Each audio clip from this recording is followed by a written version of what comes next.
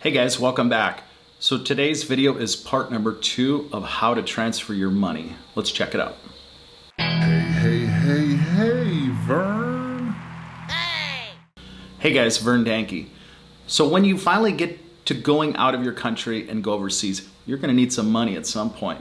And so what you need to do before you leave is to set up an account with either Xoom or I would suggest Transferwise. Those are the two main companies that many of the expats seem to use. There are others, but those are the two main ones. Now, I have chosen to use Xoom, which is spelled Xoom, and the reason I've chosen that is it's also the same as PayPal.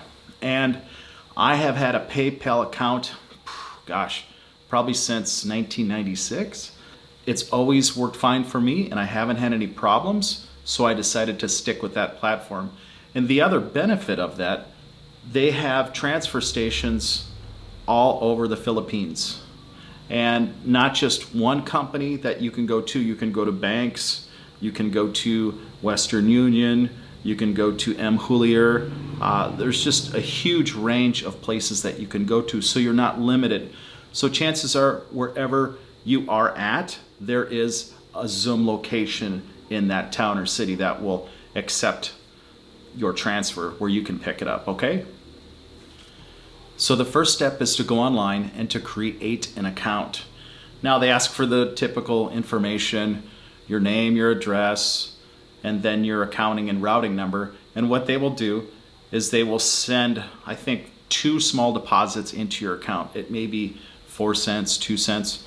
And then once that is transferred in there after 2 to 3 days, you can go ahead and then tell them how much the deposit was, and then your account becomes verified. And then they'll also ask you to submit a phone number that you signed on to that account with, and they'll also send you a link to make sure that that is registered also with a code that they will give you to type in. So that way you're aware of different notifications through your Gmail, through texting, that your transactions are going through and everything is okay.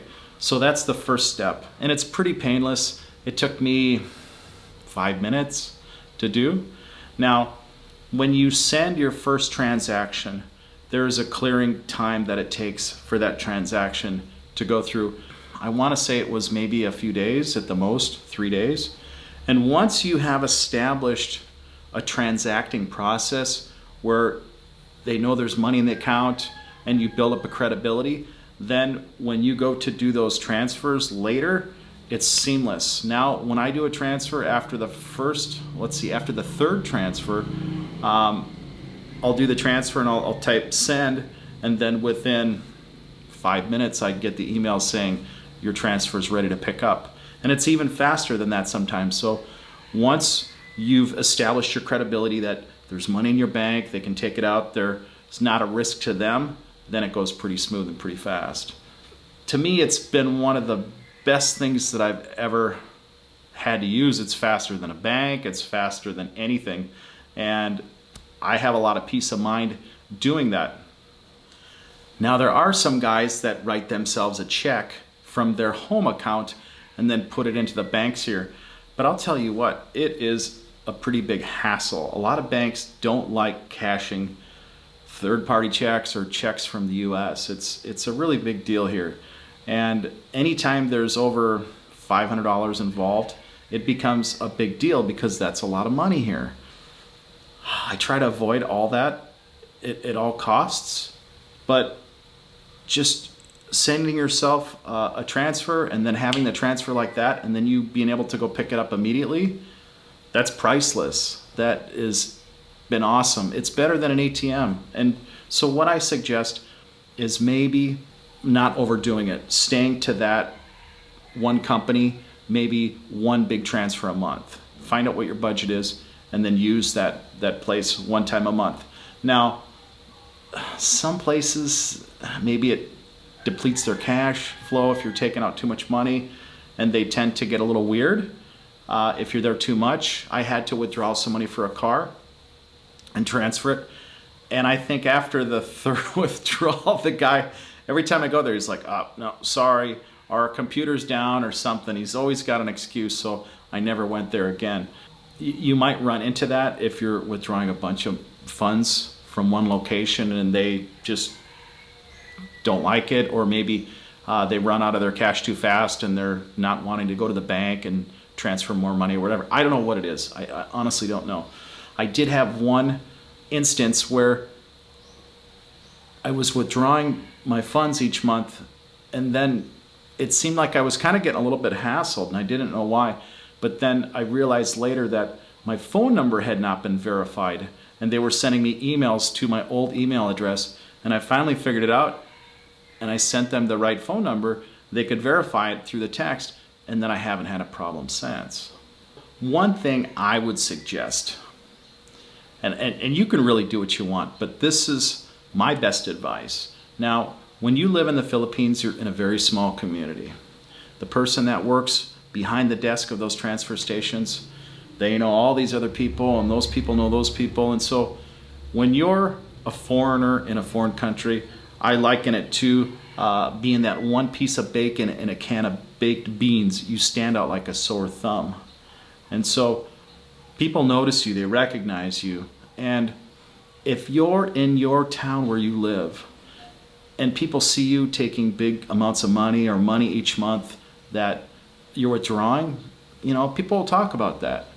To me, that could be your safety. You could have an issue. So what I totally recommend is going outside to the far edge of your city and using a transfer station there, or even go the next town over. People don't recognize you as much. They only see you there maybe once or twice a month. And so it reduces your risk as a foreigner. Some guys like the ATMs, but every time I use an ATM, I'm like, all right, who saw me get money?